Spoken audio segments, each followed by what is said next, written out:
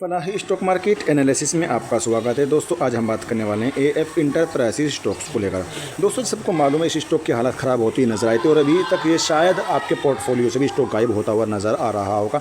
सबसे पहले कमेंट करके बताइएगा किस किस के पास में कितनी क्वांटिटी कितने एवरेज पर थी, कब खरीदी थी और कितने समय के लिए आपने खरीदी थी दोस्तों। ठीक है, ज़रूर कमेंट करके बताइएगा कितना लॉस हो रहा है, क्योंकि अभी तक इसकी ट्रेडिंग तो बंद हो चुकी है और जीएसएम स्टेज 4 में देखने को मिल रहा है। तो क्या ये स्टॉक आपको वापस मिलेगा या नहीं, क्या इस तरह वापस आने की संभावना बन जाती है, आपके वो पोर्टफोलियो में वापस आएगा या नहीं दोस्तों, सवाल ये है।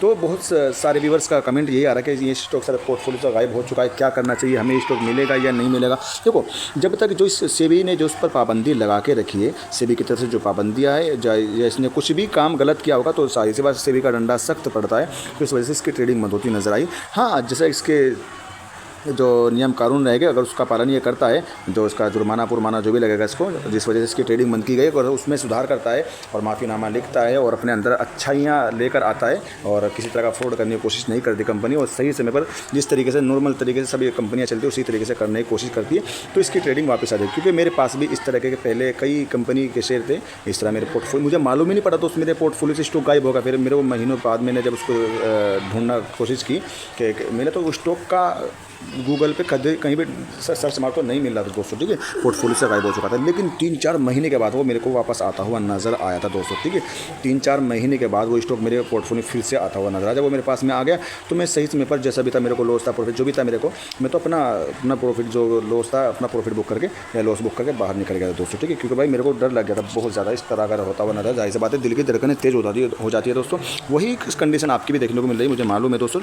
लेकिन अगर अब तो जा चुका है दोस्तों। ठीक है, अब जीएसएम स्टेज 4 में अब बस दुआ ये करें कि स्टॉक की अच्छी हालत होती नजर आए, कंपनी की तरफ से कुछ अच्छा अपडेट आए। अभी तक तो कोई ऐसा अपडेट हमें देखने को नहीं मिला है कंपनी की तरफ से, लेकिन हाँ अपडेट अगर आएगा तो ज़रूर आपको इत्तला की जाएगी। बस आपसे इतना ही कहना था कि अगर आपके पास में है तो किस प्राइस पे आपने खरीद के रखा है। तो सवाल ये था कि हमें ये स्टॉक वापस मिलेगा। जी हाँ, अगर सब चीज़ें इसकी सही हो जाती है, जो इसमें के अंदर ख़राबी आती, जो उसके कंपनी के जो डायरेक्टर है, जो मैनेजर है, जो अगर वो सब चीज़ें सही कर लेते हैं और सेबी के नियम कानून के हिसाब से अगर वे चलते तो कंपनी के जो स्टॉक्स है आपके पोर्टफोलियो में वापस आते हुए नजर आ जाएंगे। लेकिन अब इसका कोई समय तारीख फिक्स नहीं कि कब मिलेगा। अब इसमें महीना लग जाए, 2 महीने लग जाए, 6 महीने लग जाए, साल भर लग जाए, कुछ नहीं कहा जा सकता दोस्तों। ठीक है, बाकी फिर भी आपको दिखा देता हूँ इसके जीएसएम स्टेज कौन से पड़ा हुआ है और मैं अनाउंसमेंट भी दिखाने वाला हूँ। कोई अपडेट आई नहीं आई है, फिर भी चलते हैं हम, अब उन्हीं जगह चलते हैं दोस्तों। बस वीडियो को लाइक कर दीजिए, चैनल को जरूर सब्सक्राइब कर दीजिएगा, वीडियो सिर्फ नॉलेज के लिए दोस्तों। चलते छोटा सा पॉइंट मैं आपको बता दूँ, अगर किसी स्टॉक में प्रमोटर की होल्डिंग कम होती नजर आए ना, कम होती हुई नजर आए, प्रमोटर की होल्डिंग में गिरावट देखने को मिला बिना किसी रीज़न के, कोई अपडेट नहीं, कोई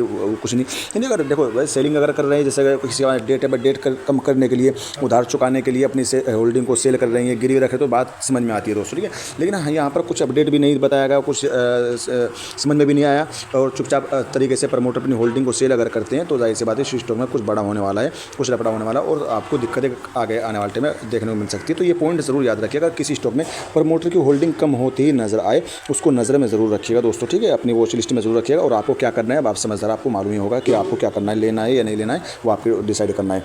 ठीक है, 17 कमजोरियाँ हैं और 7 ताकतें हैं, गोल्डन चांस एक भी नहीं है। अब तो इसकी ताकत है कमजोरी जब भी काम आएगी, जब इसकी ट्रेडिंग शुरू हो जाएगी दोस्तों। ठीक, चलते आगे की ओर।